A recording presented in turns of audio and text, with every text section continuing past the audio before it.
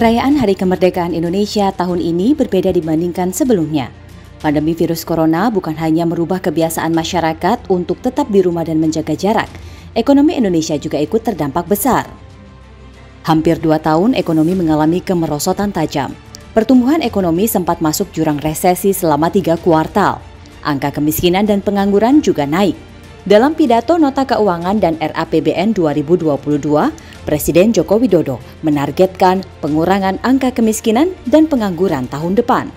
Berbagai kebijakan belanja negara secara keseluruhan diharapkan dapat mendorong tercapainya sasaran pembangunan pada tahun 2022, yakni tingkat pengangguran terbuka 5,5 sampai dengan 6,3%. Tingkat kemiskinan di kisaran 8,5 sampai dengan 9,0%. Ketua DPR Puan Maharani mengingatkan pemerintah mengenai lonjakan angka kemiskinan yang berada di atas 10% dari total penduduk Indonesia. Untuk itu, pengelolaan keuangan negara harus lebih hati-hati dan tepat sasaran. Pada tahun 2022, pertumbuhan ekonomi kita terkontraksi hingga negatif 2,07% year on year. Angka kemiskinan pada Maret 2021 kembali meningkat menjadi 2 digit sebesar 10,14% atau bertambah 1,12 juta orang jika dibandingkan Maret 2020. Dari sisi ketenaga kerjaan, BPS mencatat lonjakan tinggi pengangguran dari 4,94% pada Februari 2020 atau sebelum pandemi menjadi 6,26% pada Februari 2021 atau bertambah sebanyak 1,82 juta jiwa. Sementara itu, ekonom Indef Afiliani menilai saat ini Indonesia hanya terbebas dari penjajah Belanda, namun belum merdeka dari segi ekonomi, kemiskinan dan pengangguran. Utang harus digunakan dengan efektif agar memiliki dampak ganda bagi perekonomian. Secara ekonomi kita belum 100% merdeka karena masih 9% orang miskin, ya, belum lagi angka pengangguran kita, ya. Nah, jadi memang PR-nya adalah mengisi kemerdekaan ini adalah bukan merdeka secara fisik, tapi kemerdekaan secara ekonomi, yaitu pengentasan kemiskinan, ya, dan pengangguran. Kemudian juga daya saing pastinya, karena ekonomi kita ini tumbuhnya agak lambat sehingga juga mempengaruhi multiplier efek terhadap pendapatan perpajakan itu sendiri, ya. Nah, akhirnya ditutuplah dengan utang. Tapi prinsip utang itu kan harus mempunyai multiplier efek ekonomi. Nah, oleh karena itu memang ke depan perlu dievaluasi dalam utang itu sejauh mana memberikan multiplier efek ekonomi. 76 tahun Indonesia merdeka. Namun sudahkah Indonesia bisa mandiri dan merdeka dari kemiskinan? Selamat malam pemirsa, Indonesia Business Forum kembali hadir. Sebelumnya tentu kita ingin mengucapkan selamat Hari Kemerdekaan karena kemarin kita merayakan Hari Kemerdekaan kita yang ke-76. Tentu ada banyak harapan di usia yang ke-76 ini. Salah satunya pada akhirnya kita terbebas dari jurang resesi setelah 3 kuartal berturut-turut ekonomi kita terkontraksi. Walaupun 7% angka kenaikannya dibandingkan year on year tahun lalu, ini masih menjadi tanda tanya apa memang benar segitu. Dan hal yang juga mencengangkan yang disampaikan oleh BPS adalah catatan bahwa ada penurunan berkaitan mengenai angka kemiskinan termasuk juga jumlah pengangguran terbuka. Tetapi dengan kondisi yang seperti sekarang ini di mana PPKM terus-menerus berlangsung, apakah kemudian kondisi ini tetap bisa dijaga di kemerdekaan kita yang ke-76 tahun ini? Untuk itulah pada malam hari ini Indonesia Business Forum mengangkat tema mengenai Merdeka 76 tahun rakyat makin miskin. Dan untuk itu saya sudah bersama dengan satu orang narasumber di studio. Saya perkenalkan terlebih dahulu. Ada Prof. Hendrawan Supratikno yang merupakan anggota Komisi 11 DPR RI dari fraksi PDI Perjuangan. Prof, selamat malam. Selamat malam. Sehat, Selamat Prof? Malam. Sehat. Dan tentunya saya akan menyapa 3 narasumber yang terhubung melalui video conference. Saya sapa satu persatu. Ada Pak Iskandar Simorangkir, Deputi Kemenko Bidang Perekonomian. Pak Iskandar, selamat malam. Selamat malam, Mbak Mano. Sehat Pak Iskandar? Sehat, segar bugar. Apalagi dengar berita pertumbuhan 7,07 kan, langsung segar. Makin sumringah ya Pak. Dan tentunya ada ekonom senior Bang Faisal Basri. Bang Faisal, selamat malam. Malam. Sudah terima bansos lagi Pak, orang tuanya Bang Faisal? Dan tentunya ini yang spesial sekali karena ini pertama kalinya beliau muncul di IBF TV One pasca dilantik Ketua Umum Kadin Indonesia, Pak Arsyad Rashid. Bang Arsyad, selamat malam. Malam, salam sehat. Selamat sebelumnya Pak Ketua, sudah dilantik. Terima kasih, terima kasih. Salam sehat untuk semuanya. Salam sehat. Ini tentu kita tanya dulu kepada Pak Ketua, karena memang banyak dari anggotanya yang terdampak akibat pandemi ini. Kalau dilihat, walaupun peningkatan pertumbuhan ekonomi ini sampai 7%, dimungkinkan banyak dari anggota Kadin yang menutup usahanya karena pandemi ini tak kunjung reda. Nah, coba kita konfirmasi ketika sudah 76 tahun ini, bagaimana kemudian Kadin dan anggota-anggotanya melihat kondisi perekonomian saat ini. Silakan Pak Ketua.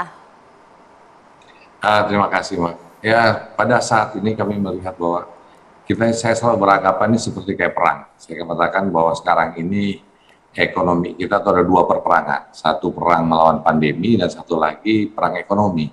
Jadi ini dua peperangan yang harus kita menangkan. Dan dalam satu sisi untuk memenangkan ini kita selalu melihat dari kacamata yang saya katakan triangular, yaitu kesehatan harus kita hadapi dan harus kita menangi, tapi di sisi ekonomi harus jalan roda ekonominya dan jangan sampai terjadi krisis sosial. Jadi tiga hal ini yang menjadi utama. Nah, keadaan pada saat ini sekarang ini berat sekali karena kalau bisa dilihat ke keluarga besar dan seluruh pengusaha yang ada pada saat ini, apalagi teman-teman kita di UMKM, ini sangat berat karena 98 waktu krisis waktu itu 98 di Asia dan Indonesia pada saat itu UMKM tidak terkena, malahan waktu itu naik. Tapi pada saat ini apa yang terjadi adalah UMKM dari yang mikro, kecil, menengah, sampai juga yang besar sekarang ini merata, hampir semuanya mengalami tantangan. Jadi memang ini karena memang pandemi yang tidak pernah terjadi di dalam dunia ini. Jadi memang tantangannya sangat berat sekali. Nah sekarang ini sudah hampir tahun kedua. Jadi dengan demikian kalau bisa dibilang sekarang ini kalau tadinya ada tabungan, sekarang sudah tidak ada tabungan. Terus kalau kita bicara dalam aspek ini yang kita kasihani bukan hanya perusahaan atau pengusahanya, tapi yang pekerjanya. Karena tidak ada tabungan, semua depend terhadap namanya gaji harian. Jadi keadaannya saya mengatakan bahwa ini perang yang harus kita menangkan. Dan demikian sangatlah sulit, walaupun memang year on year pada saat ini dikatakan bahwa 7% itu dari sangat menyenangkan, tapi itu sebelum PPKM. Nah, bagaimana kita bisa menangani bahwa roda ekonomi harus jalan terus dan kita harus bisa beradaptasi terhadap situasi dan kondisi, dan kita harus mengatakan bahwa ini adalah norma baru, realitas baru, suatu dunia baru yang dimana kita harus bisa beradaptasi secara ekonomi dengan keadaan yang ada saat ini. Mungkin kita melihatnya itu dan sangat terpuruk sekali. Jadi kalau dibilang berat sekali, makanya saya selalu mengatakan bagaimana, ayo deh kalau sekarang ini, kalau memang manufacturing essential dan semua kalau sudah divaksin sebaiknya dibuka. Terus mall-mall semua sebaiknya dibuka kalau memang sudah bisa divaksin. Jadi kunci-kuncinya hanya dua, vaksinasi dan juga yang namanya disiplin terhadap paling sedikit menggunakan masker. Nah di sisi ini ke depannya inilah tantangan kita yang dimana kalau kita tidak bisa mengatasi hal ini secepatnya akan berat. Walaupun di sisi lain, kalau kita bicara optimisme, ekspor sekarang itu sudah mulai membaik. Jadi contohnya kalau kita bicara mengenai contohnya adalah mebel ya. Saya baru mendengar bicara dengan teman-teman di industri mebel. Mereka mengatakan bahwa pada saat ini sudah suatu posisi yang tidak pernah terjadi sebelumnya, yaitu yang namanya demand-nya tinggi sekali. Nah, dalam perperangan di dunia antara China dan Amerika, ternyata banyak yang bisa benefiting Indonesia. Nah, namun kita nggak boleh kalah. Kalau nggak kalah cepat, kita akan tidak bisa mendapatkan yang namanya, saya katakan once in a while, kita dapat suatu opportunity, peluang, dan kita harus gerak. Nah, jadi ini adalah pertimbangan yang harus kita lihat, bagaimana mengenai ekspor, mengenai ekonomi, dan balik-balik lagi, there's a winning industry, there's a losing industry, tapi akhirnya bagaimana kita bersama-sama harus bersatu memenangkan melawan pandemi dan juga perang melawan ekonomi Iya. pada saat itu. Sebelum Mungkin saya, gambaran awal. ya sebelum saya ke Prof. Hendrawan, sebenarnya keberpihakan pemerintah kepada pengusaha ini sangat besar untuk bisa meminimalkan jumlah tingkat pengangguran, termasuk juga meningkatnya angka kemiskinan bagi mereka yang dalam posisi menengah. Dan ini dibuktikan dengan adanya penambahan jumlah dari insentif dan serapannya pun sudah 80%. Apakah ini sudah cukup untuk bisa membuat teman-teman pengusaha, termasuk juga yang UMKM di bawah Kadin ini, untuk bisa menjaga agar tidak kemudian melakukan PHK dan lain-lain, Bang Arsyad? Sekarang ini berat sekali ya, keadaan yang ada ini kita mesti mengatakan bahwa tadi saya mengatakan ada the winning industry and the losing industry. Yeah.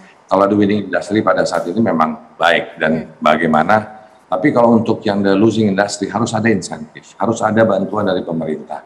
Karena kalau tidak akan berat sekali untuk merestart daripada industri-industri tersebut, khususnya UMKM. Jadi memang harus ada kepihakan, makanya saya mengatakan bahwa budget ke depan harus juga dilihat, di reprogram di mana lebih terhadap UMKM, bansos dan lain-lain, itu tetap harus diprioritaskan. Jadi kalau enggak berat sekali. Ya, baik. Terima kasih. Kita bergeser ke Prof. Hendrawan.